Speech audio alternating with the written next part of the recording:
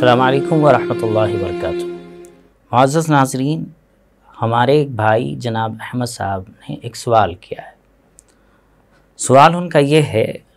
کہ فجر کی نماز میں جو سنت پڑھی جاتی ہے، سنت مؤکدہ، اور وہ تمام سنت مؤکدہ میں بہت زیادہ تاکید کی ہوئی سنت ہے، اس کے پڑھنے کے سلسلے میں بہت تاکید اور ترغیب آئی ہے۔ تو ان کا سوال یہ ہے کہ اگر ہم مسجد میں ایسے وقت میں پہنچیں جب امام صاحب فجر کی فرض نماز پڑھا رہے ہوں اور ایک رکعت یا دو رکعت، ایک رکعت ختم ہو چکی ہو، دوسری رکعت چل رہی ہو، تو ایسے موقع پر پہلے ہمیں سنت پڑھنی چاہیے یا پھر ڈائریکٹ جا کر جماعت میں شریک ہونا چاہیے؟ یہ ان کا سوال ہے۔ اسی کے ساتھ ساتھ وہ اپنے سوال میں یہ بات بھی پوچھتے ہیں کہ اگر ہم جماعت میں جا کر شریک ہو جائیں فجر کی فرض نماز کے، تو کیا فرض نماز کے فوراً بعد جو سنت چھوٹی ہے اس کو پڑھ لیں فوراً فجر کی نماز کے بعد میں؟ یہ ان کا سوال ہے۔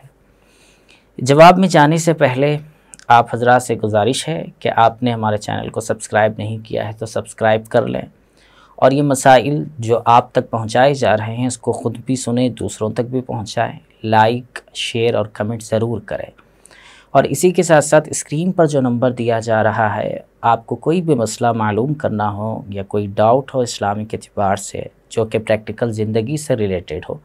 تو آپ اس سوال کو دیے جانے والے نمبر پر واٹس ایپ، ٹیکسٹ میسیج یا وائس میسیج کر سکتے ہیں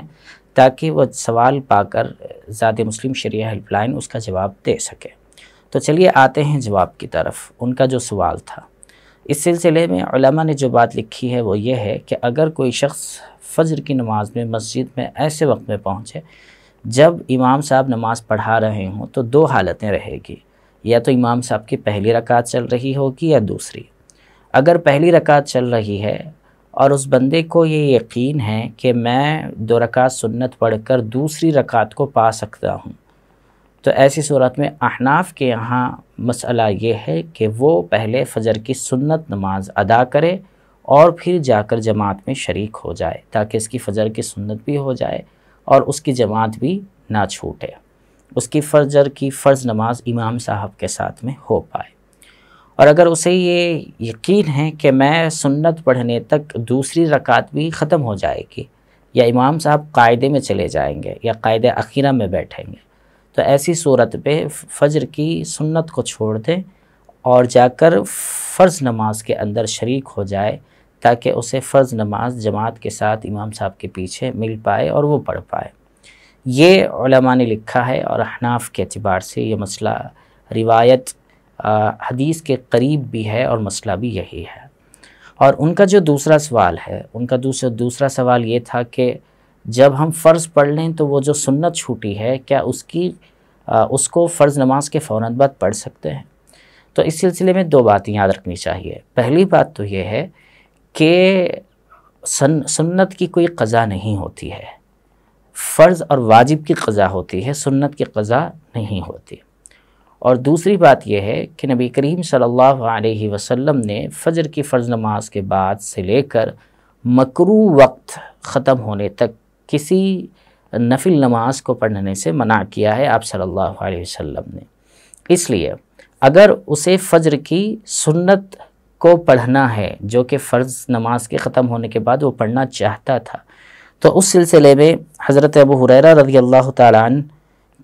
کی روایت ہے جس میں نبی کریم صلی اللہ علیہ وسلم نے ارشاد فرمایا کہ جس نے فجر کی 2 مسنون رکعتیں نہیں پڑھی اسے چاہیے کہ سورج طلوع ہونے کے بعد انہیں پڑھ لے۔ یہ ترمذی شریف حدیث نمبر 423۔ اس سے معلوم ہوا کہ جو فجر کی سنت چھوٹی ہوئی ہے اس کو